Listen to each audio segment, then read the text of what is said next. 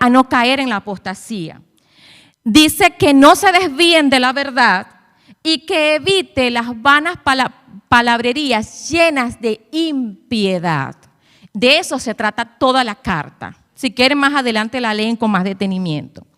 En este capítulo específicamente, Pablo, después que habla y dice que había sido apóstol por Jesucristo y por mandato divino, no por él mismo, y habla de la fe no fingida de Timoteo, que estaba primero en su abuela y después en su madre, y resalta las cualidades de Timoteo, lo exhorta a 3 cosas específicas. Una, a avivar sus dones espirituales.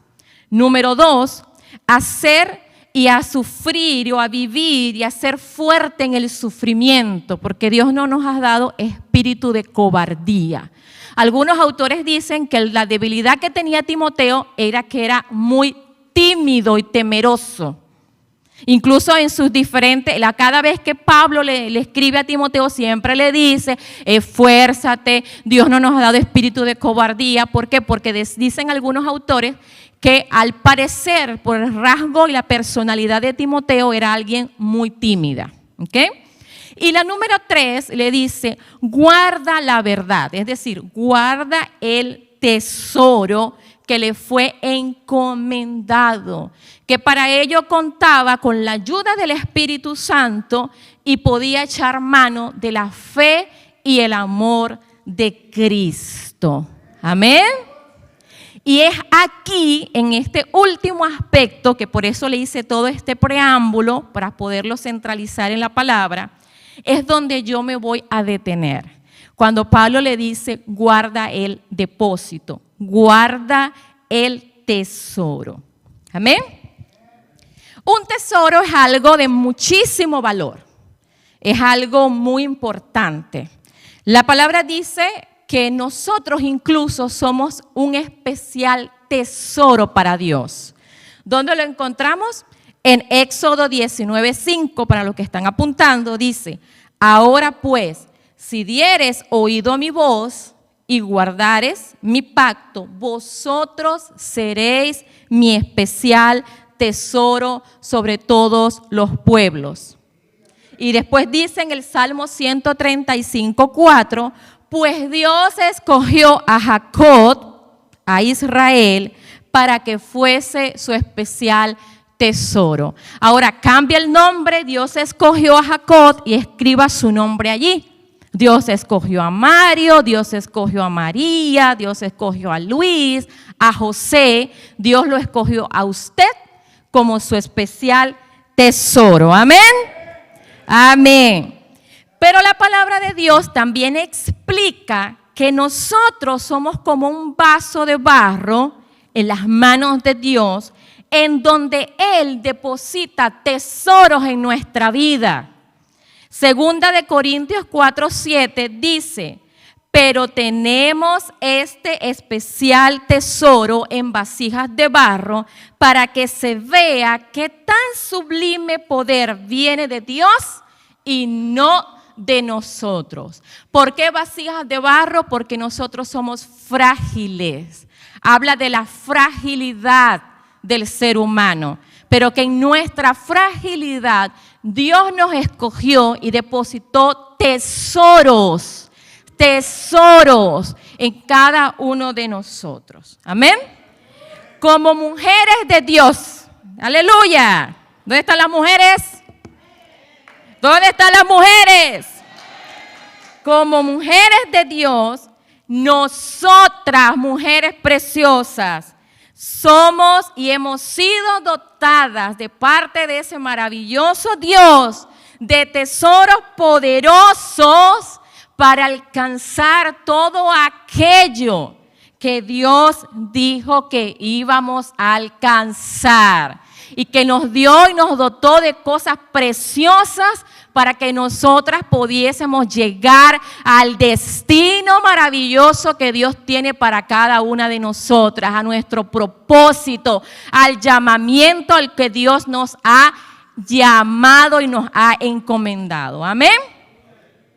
Hay 4 principios o 4 tesoros como mujeres que nos han sido encomendados.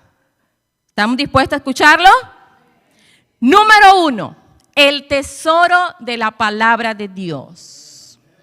El tesoro de la palabra de Dios. El apóstol Pablo se refirió en este capítulo al tesoro de la verdad y de las sanas palabras que también es aplicable a nuestras vidas. Porque nosotras tenemos la palabra de la verdad y no solamente para guardarla, sino para ponerla por obra. Tenemos que creerla y tenemos que vivirla, lo cual implica creerle a Dios y no a las circunstancias. ¿Para qué guardamos la palabra? ¿Para qué guardamos la palabra? La palabra nos ayuda a no caer en tentación. Dice el Salmo 119:11. Guardar su palabra me ayuda a no caer en la tentación. Dice, he guardado tu palabra en mi corazón para no pecar contra ti. Cuando estamos en el filo de la tentación, los que nos libera de caer en la tentación y pecar, porque ser tentados no es pecar, todos somos tentados en nuestra propia concupiscencia, dice la palabra. El problema está cuando cedemos a la tentación y pecamos. Jesús fue tentado cuando estuvo en el desierto. ¿Cuántos recuerdan ese pasaje? ¿Y cómo venció al enemigo en ese momento? Con la palabra. Cuando estamos en el momento, en el trabajo, nos llega alguna palabrita por allí para hacer lo incorrecto, para falsificar, para cambiar, para llegar tarde, para hacer cosas que no tenemos que hacer, inmediatamente nos viene la palabra. Y esa palabra nos redarguye y decimos no. Cuando estamos presos tentados para mentir, para hacer algo que no debemos hacer, la palabra nos redarguye. Cuando estamos a las puertas de la infidelidad, la palabra nos redarguye. La palabra nos sirve para pasar las pruebas con una actitud diferente. Cuando atravesamos procesos difíciles, a veces es imposible orar, hermanos. ¿Cuántos saben a qué me refiero? ¿Cuántos con un hijo en el hospital, con un diagnóstico terrible, van a estar ahí clamando y orando al Señor? En su mente, Señor, no me dejes, Señor, no me dejes. Pero orar, leer la palabra. Y soy humana. Y sé a lo que me refiero, porque he estado ahí muchas veces. Pero ¿qué me ayuda en ese momento? Que el depósito, el tesoro de la palabra que está en mí previamente, en ese momento difícil viene a mi corazón y me levanta, me sostiene, me da ánimo. Y siempre les recuerdo al Señor, Señor, tu palabra dice. Tu palabra dice. Y en esa palabra, con esa palabra yo me aferro a mi milagro, a mi sanidad o a lo que yo estoy esperando. Amén. Para eso es la palabra de Dios. No solamente para memorizarla y decirla por ahí y estar debatiendo con la gente, sino para que en el momento difícil el depósito que está dentro de mí salga como un río de agua de vida y me recuerde las promesas de Dios y yo recordárselas a Él. Amén. La palabra de Dios me sirve para saber qué decisiones tomar y caminar correctamente. Dice la palabra que luz es tu palabra y que es como lumbrera en mi camino, ¿verdad? Luz a mis pies tu palabra y lumbrera a mi camino. ¿Ustedes sabían que ese versículo se refiere específicamente a que en la antigüedad, como no había luz eléctrica y no había en el camino, cuando la gente salía de sus casas a otro lugar, no había tendidos eléctricos, tenían que amarrarse una lámpara en el pie y caminar. Y en la medida en que iban caminando, el camino se iba iluminando. Si yo me quedaba aquí, la lámpara solamente iluminaba mi espacio y todo lo demás estaba oscuro.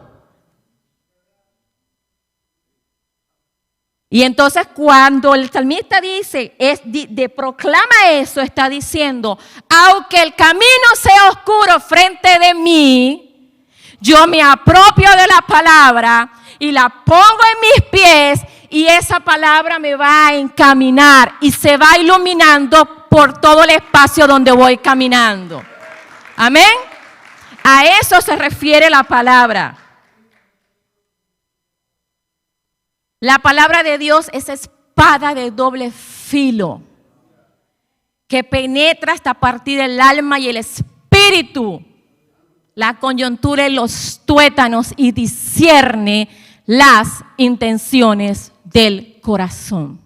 La palabra no es solamente para guardarla allí, es para que la palabra me penetre a mí y me ayude a discernir cuáles son las intenciones de mi corazón cuando yo voy a hacer algo. Señor, ¿cuál es la intención de mi corazón? ¿Qué hay dentro de mí en relación a esta acción que quiero hacer? Quiero el ministerio de adoración. ¿Para qué lo quiero? ¿Cuál es la intención de mi corazón? ¿Sabían que hay gente que quieren que Dios los use para las multitudes? Y quieren que Dios los use en sanidad, así que oren y lancen el manto y la gente se caiga derribada acá, derribada allá. Y esperan que con ansias ese momento. Eso es maravilloso, eso es tener visión de Dios. Aleluya. Pero en el presente no oran por nadie. Y no van a visitar a nadie enfermo. Ni van a orarle a ninguna persona. Y saben que un hermano de la congregación está pasando una situación de enfermedad difícil y no lo visita. Y quiere que Dios lo use para las multitudes. Intención del corazón. Número 2. El tesoro de la sabiduría. Amén. Colosenses 2, versos 2 y 3 dice así: para que sean consolados sus corazones, unidos en amor, hasta alcanzar todas las riquezas del pleno entendimiento, a fin de conocer el misterio de Dios el Padre y de Cristo, en quien están escondidos todos los tesoros de la sabiduría y el conocimiento. Mujeres, nosotras somos mujeres sabias y tenemos una sabiduría especial. Dígale a la que está al lado, sabiduría especial.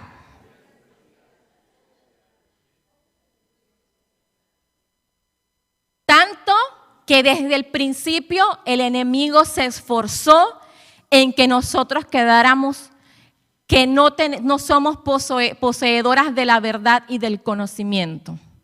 ¿Por qué el enemigo no tentó a Adán? ¿Por qué tentó a Eva? Que ella era tonta. No, Eva era muy sabia. Cuando el enemigo la tenta, le dice, serás como Dios. Ella dijo, oh, yo tengo sabiduría, quiero más. Por eso la tentó a ella. Y luego ella miró el árbol, lo vio, lo codició y vio que era bueno para alcanzar sabiduría. Y entonces le dio de comer a Adán. Que él comió porque, bueno, los hombres son así. Lo que nosotras queramos hacer con ellos. Mire, lo que pasa, mujeres. Ya cuando tengamos un retiro, nosotras solitas, aparte, así. Que nosotras podemos hacer muchas cosas. Y ustedes saben a qué me refiero. Ajá. Aclaro que la sabiduría no está en saber más. Eso es conocimiento. La sabiduría de una mujer se mide en tomar decisiones correctas en el momento correcto. Una mujer sabia, ay, que mi esposa no tiene estudios ni no sé cuánto. Mira, yo he mirado muchas mujeres con estudios, con magíster, con doctorados, que no son para nada sabias. Su vida está llena de decisiones equivocadas y de grandes fracasos, basados en sus errores por no ser sabia en los momentos específicos. Y conozco mujeres que en su humildad tienen tanta sabiduría, porque tienen tanta experiencia de vida y han conocido tanto y han experimentado tanto que saben qué decidir. Incluso ustedes mismos pueden decir, yo le voy a consultar a tal hermana que me ayude a tomar una decisión, porque ella es una mujer sabia. Ustedes saben en la Biblia quién para mí es una mujer, quién fue una mujer sabia. Lo van a leer después en 1 Samuel 25. ¿Cuántos han escuchado la historia de Abigail? Abigail fue la esposa de Nabal, un insensato, un hombre rico, hacendado, pero insensato y necio el hombre. David estaba en ese proceso de huir de Saúl, y en tantas huidas de David, David se va a resguardar a un lugar y necesita provisiones para sus soldados. Él estaba en el desierto de Parán. En esto le dice a alguno de sus criados, vayan con Nabal, porque yo he escuchado que está allá con sus ovejas, y díganle que yo los envío a ustedes para que me dé provisión. Porque yo sé que ustedes han ayudado a sus criados y han cuidado para que nada malo le pase. O sea, como que vayan a ir para que me retribuya el favor. Vienen los siervos de David y hablan con Nabal, y este hombre los insulta y los despacha con recelo y con desprecio. Cuando David se entera de esto, se llena de ira y les dice a los hombres, preparen sus espadas, porque ciertamente hoy no queda un hombre vivo en la casa de Nabal. Cuando los criados vienen a decirle a Abigail, que es la esposa de Nabal, lo que este insensato había hecho, esta mujer sabia prepara lo que David había mandado a pedir y lo manda adelante con sus siervos. Luego ella agarra un asno y se monta y comienza a cabalgar, porque va a interceptar a David antes que llegue a su casa. Cuando David llega, esta mujer sabia se lanza a los pies de David y comienza una conversación con él muy interesante. Y ella le dice, aquí está, he aquí tu sierva. Se lo voy a parafrasear, ¿ok? Se lo voy a decir con mis propias palabras. Yo he oído y yo sé que tú peleas las batallas de Jehová. Y que yo sé que Dios te ha levantado como príncipe de su pueblo. Todavía David ni siquiera era rey, tenía el ungimiento y estaba huyendo de cueva en cueva. Y esta mujer le dice, yo sé que tú has sido levantado como príncipe del pueblo de Dios. Y miren la sabiduría de esta mujer, le dice, he venido a ti para que no te ensucies las manos de sangre, porque tú vas a ser rey. Y no vaya a ser que cuando tú llegues allá y seas rey, tú te arrepientas de haberte llenado las manos de sangre en el trayecto.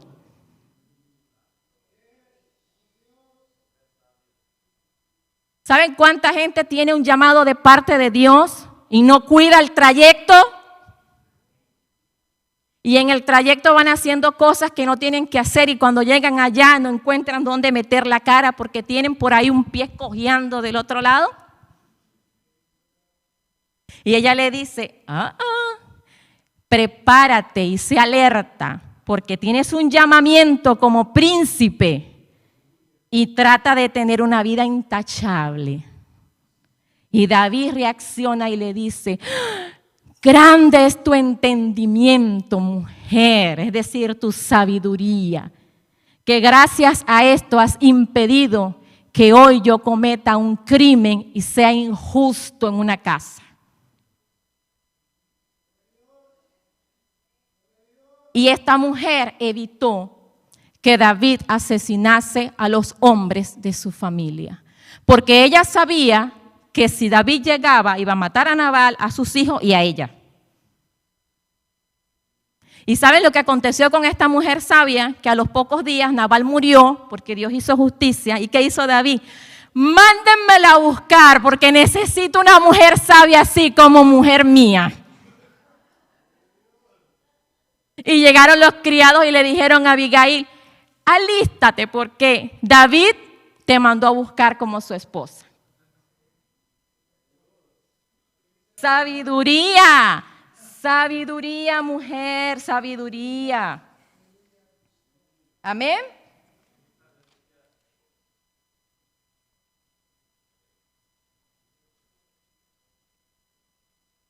¿Saben quién fue una mujer insensata? Y termino este punto con ustedes. ¿Quién fue una mujer insensata en la Biblia?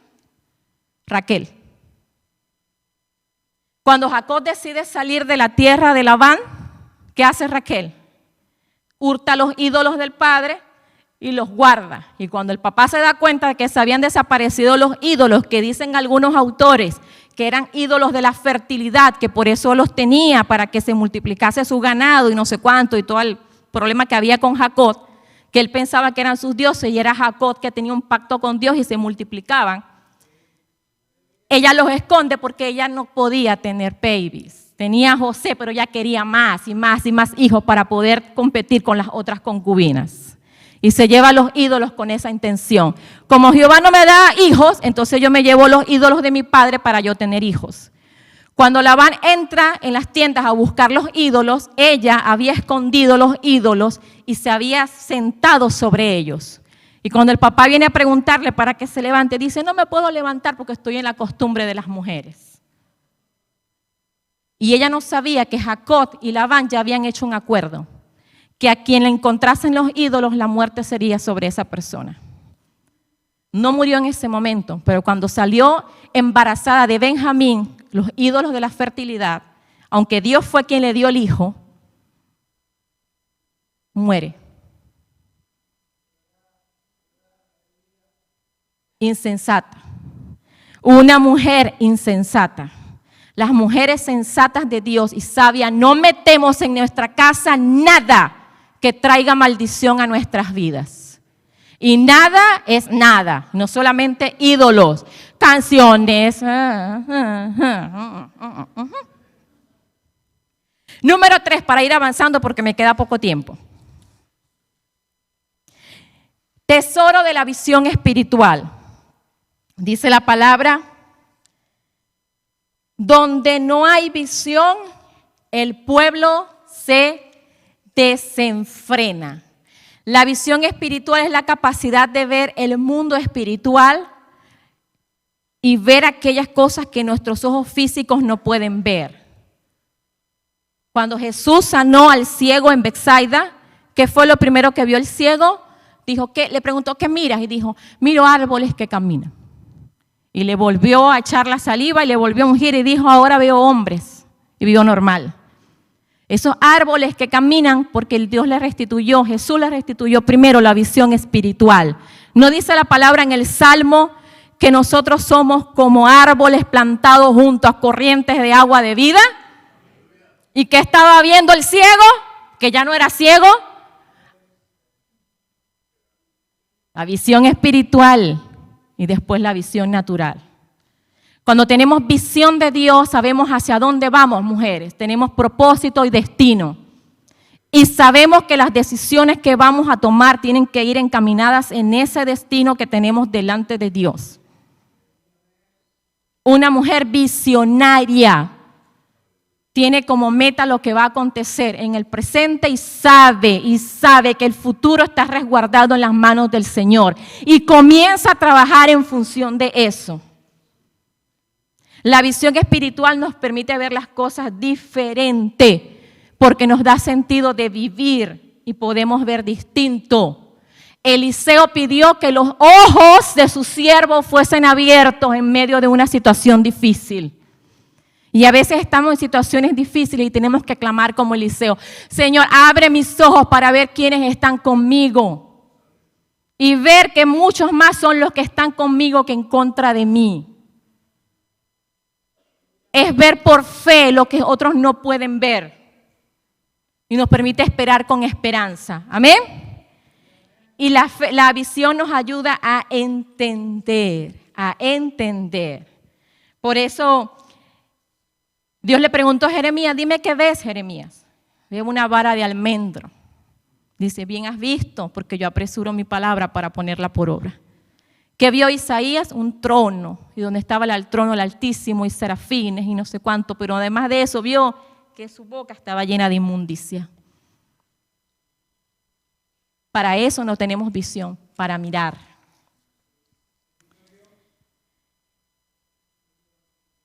La mujer tiene la capacidad de mirar distinto.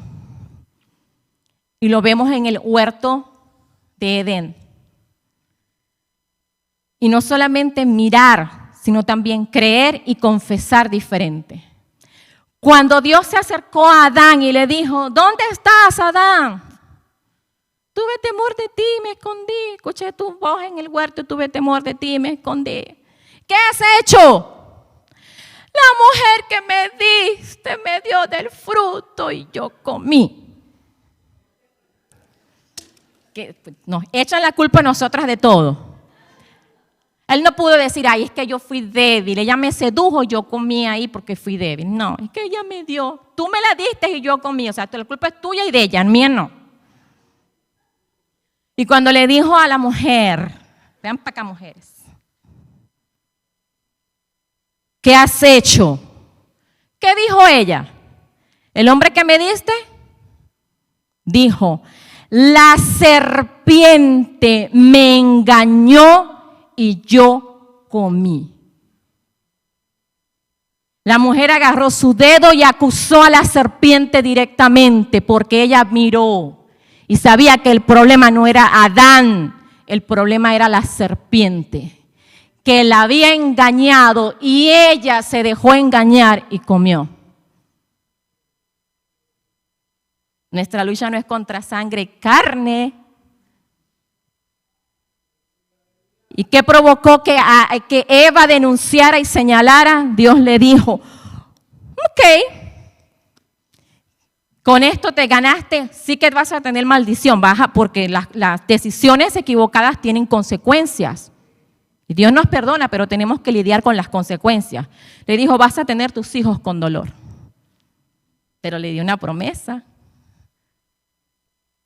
Cuando estaba acusando a la serpiente, le dijo: pondré enemistad entre ti y la mujer, le dijo. Pero de la simiente de ella saldrá uno que te aplastará la cabeza a ti. La mujer arrebató la promesa. La mujer arrebató la promesa porque supo señalar bien al enemigo. Ay, mujeres, mujeres. Y con esto termino, con el cuarto tesoro. La capacidad de pelear por nuestras futuras generaciones.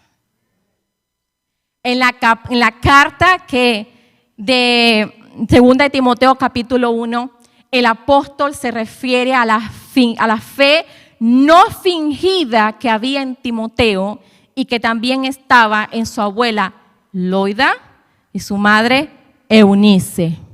Y esto es importante porque Timoteo era hijo de una mujer judía creyente, pero su papá era griego. Y en la antigüedad, en la Roma antigua, los niños estaban con las mamás de los 0 a 12 años.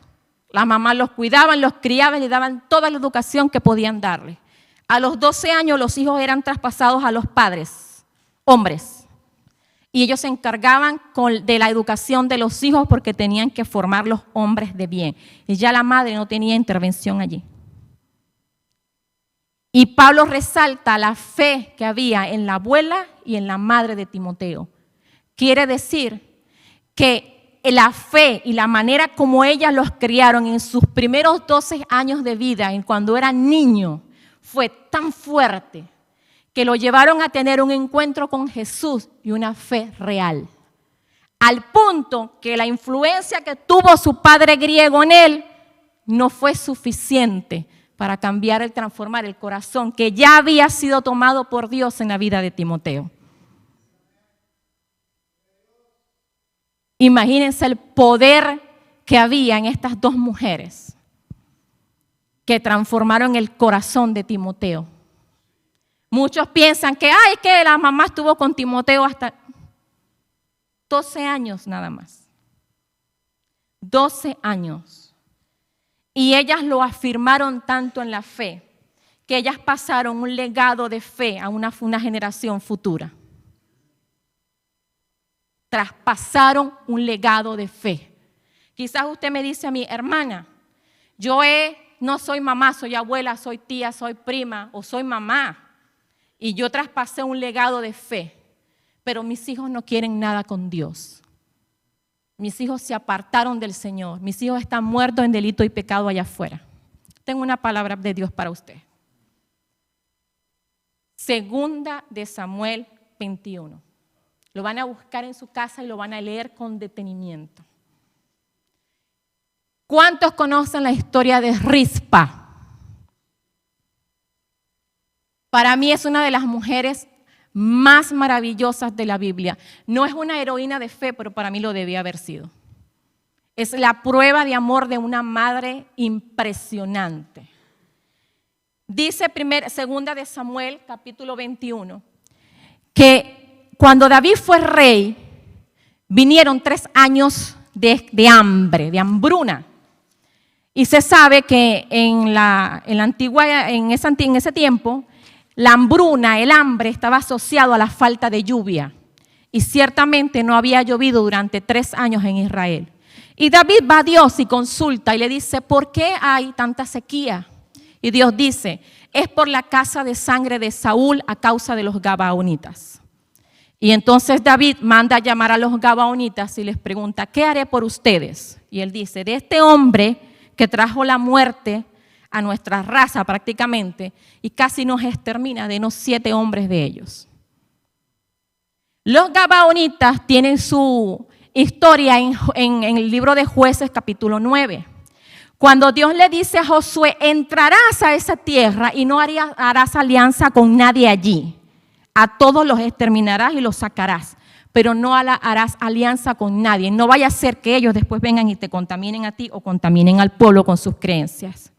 Cuando comienza Josué a tomar la tierra de Jericó, los gabaonitas, bien astutos que eran, habían escuchado que Dios le estaba dando la victoria a Josué y que no iba a quedar nadie vivo.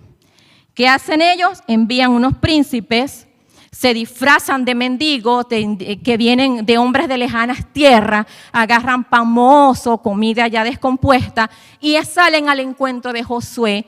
Y apelan a la misericordia de Josué y les dicen, es que venimos de lejanas tierras, haz pacto con nosotros para que nosotros habitemos en medio de ustedes. Josué no consultó a Dios y aceptó las ofrendas que le traían los otros, los gabaonitas. Hizo pacto con los gabaonitas. Cuando pasan 3 días se enteran de que habían sido burlados por los gabaonitas y que no eran hombres de lejos, sino que eran hombres de ahí. Y le dice, ¿por qué has hecho esto? Ahora hay pacto eterno entre tu pueblo y el mío. Cuando Saúl fue rey, empezó en su persecución y en su celo con Israel y Judá y mata a muchos gabaonitas, rompiendo el pacto. Cuando viene la época de David, ahí se le pasó factura. Y Dios le dice, ahora, ¿qué haremos? Y él dice, dame 7 hombres de los hijos de Saúl. David escoge 2 hijos de Rispa y 5 nietos de Saúl y los mandan, se los entregan a los gabaonitas y los gabaonitas los matan. Son 7. No quiero hablar de las cuestiones teológicas en relación a eso porque no es el momento. Quiero hablar de la fe de una mujer que se levantó en medio de esa situación. Cuando Rispa se entera de la muerte de sus 2 hijos y de estos 5 hombres, se levanta. ¿Quién tiene un manto? Présteme un manto, un manto, por favor. Un manto, ¿quién me presta un manto? Un manto. Sí, un manto. Así, hermana, gracias. Cuando Rispa, vea para acá, mamá y mujer de Dios, se entera que los cuerpos de sus hijos estaban colgados ahí, ella agarra un manto de silicio y lo tiende a frente de los cuerpos de sus hijos, encima de una roca, y la roca significa Cristo, y se acuesta allí desde el inicio de la siega hasta el final. Y comenzó a espantar a toda ave de rapiña que quería venir a devorar los cuerpos y las fieras del campo que quería venir a destruirlos. Porque en ese momento la forma de muerte más vergonzosa era colgarlos y dejarlos allí, que las aves y los animales de las fieras del campo acabasen con el cuerpo y no darles sepultura. Porque si no se le daba sepultura era deshonra para el cuerpo y la familia y la descendencia y toda la generación de esa familia quedaba marcada. Y esta mujer dijo, yo me levanto. Y espantaba, a lo mejor agarraba una piedra, agarraba lo que encontraba y espantaba a las aves y espantaba a las fieras. Cuando David se entera de esto, se acuerda David y dice, ¿qué he hecho? El hombre de Dios con un corazón conforme al corazón de Dios, que un día dijo, lejos esté de mí tocar al ungido de Jehová, cuando estuvo a punto tenía la ocasión de matar a Saúl, se le había olvidado que cuando los filisteos tomaron el cuerpo de Saúl y de Jonathan, había quedado sin honra, porque estaba en territorio enemigo y no le habían dado sepultura. Se acordó. Y dijo, mándenme a buscar los cuerpos y agarren también los 7 cuerpos que están colgados allí y honrenlos y denle sepultura. Y después de esto, Dios fue propicio a la tierra y llovió. 6 meses estuvo esa mujer allí. 6 meses. ¿Qué significa esto? Que muchos de nosotros tenemos un familiar que está en el mundo, siendo devorado por las fieras del campo, estoy hablando de manera metafórica, y por las aves del cielo. Y vemos a nuestro hijo o a nuestro nieto hundido en el pecado, hundido en la droga, hundido en la homosexualidad, hundido en lo que usted sabe que está hundido ese familiar suyo. Y usted ha orado, y usted ha clamado y ha perdido las fuerzas. Pues yo le traigo una palabra de parte de Dios. Usted va a agarrar el manto, ese tesoro que Dios le dio a usted, y usted se va a levantar como Rispa. Y usted va a comenzar a sacudir de la vida de ese hijo, de ese nieto. Usted va a comenzar a sacudir toda ave de rapiña y toda fiera del campo que quiera venir a destrozarlo para traer deshonra a su familia. Amén. Usted se va a levantar. Y usted le va a decir al enemigo, yo no he parido hijos para el infierno. Yo he parido hijos para el reino. Y he parido hijos para honrar a Dios. Y a este no te lo llevas al infierno. Y aunque esté muerto en el pecado allá afuera, algún día él va a regresar aquí. Él va a regresar porque él tiene propósito. Porque yo no estoy dispuesta a dejar una herencia de maldad en la tierra. Yo estoy dispuesta a dejar un legado de fe en mi generación futura. Amén. No sé quién necesita escuchar esto y con esto cierro. Ya porque ya se me pasó el tiempo. Cuando yo estaba en mi país, yo conocí al Señor en el año 2005. En el año 2010, una prima de 5 años se unió mucho a mí y prácticamente yo la adopté en el espíritu conmigo. Y me comenzó a acompañar a las prédicas y lloraba, me agarraba de las piernas para que yo la llevara a la iglesia, me iba a la congregación, solita se bautizó a los 13 años, una niña preciosa, yo la amé como si fuese mi hija. Le hablo a aquella que tiene a los nietos porque la hija no está, por lo que sea, y tiene a los nietos, el que tiene el primo, tiene el sobrino. Y usted me dice, no es mi hijo, pero yo lo amo como si fuese mi hijo. Yo le entiendo, porque yo sé su dolor. Porque podemos llegar a amar a un hijo, y se los digo a ustedes, muchachos. Si usted está siendo criado por su abuela, por su tía, agradezca a Dios. Porque a veces el amor que ellos dan es más grande y más poderoso que la madre biológica que a lo mejor no está con usted, quién sabe por qué circunstancia. Pero podemos llegar a amar como si hubiese salido de nuestro vientre. Esa niña yo la amo como si fuese mi hija. Y cuando ella tenía como 10 años, yo tuve un sueño en donde yo estaba caminando con ella por una calle cerca de mi casa. Y ella se me escapaba, se me soltó de las manos y se metió en una cueva.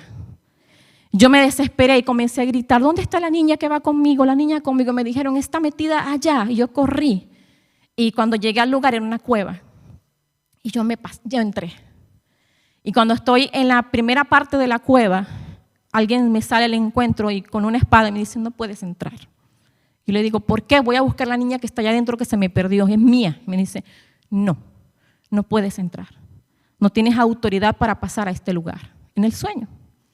Y yo digo, pero está allá adentro, me dice, no puedes pasar. Yo sé, pero no tienes permitido pasar. Y yo salgo. Y cuando salgo de la cueva veo a toda mi familia, la mamá de ella, su papá, su hermano, toda mi familia llorando desconsolada afuera, gritando como locos todos. Y mi actitud fue pararme al lado en la puerta, así. Y abría los ojos y miraba y volvía. Y viene la familia y me dice, ¿por qué estás así tan quieta? ¿Por qué no ves que está allá adentro, que se va a perder, que no sé cuánto? Y le digo, ella conoce el camino de salida. Yo le enseñé el camino. Ahora depende de ella.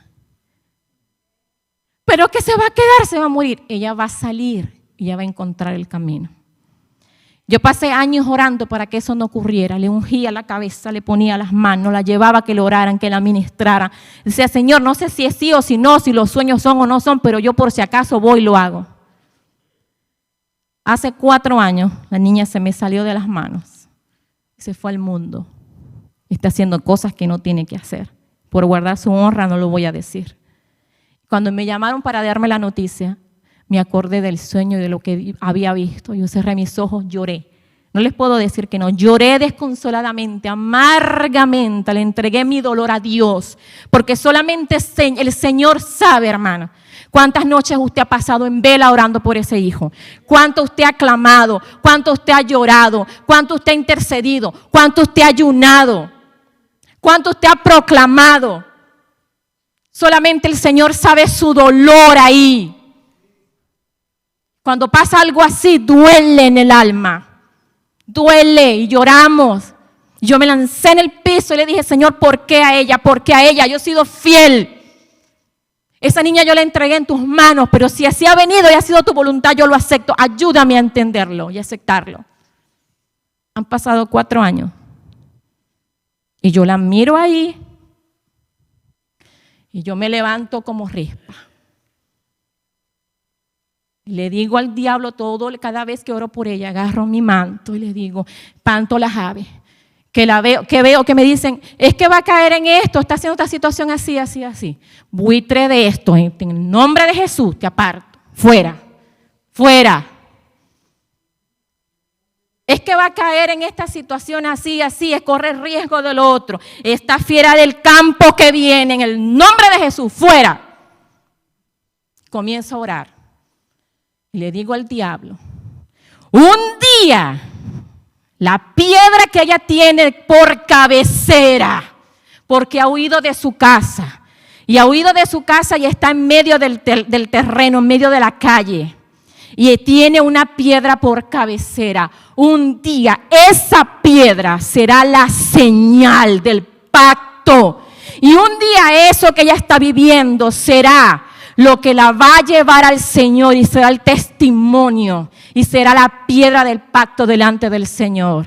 Y prepárate porque todo lo que estás haciendo un día, ella, como ya entró en la cueva y sabe qué es, ella va a sacar a muchos niños de allí y a muchos jóvenes. Esa es mi fe. Esa es mi fe. Esa es mi fe.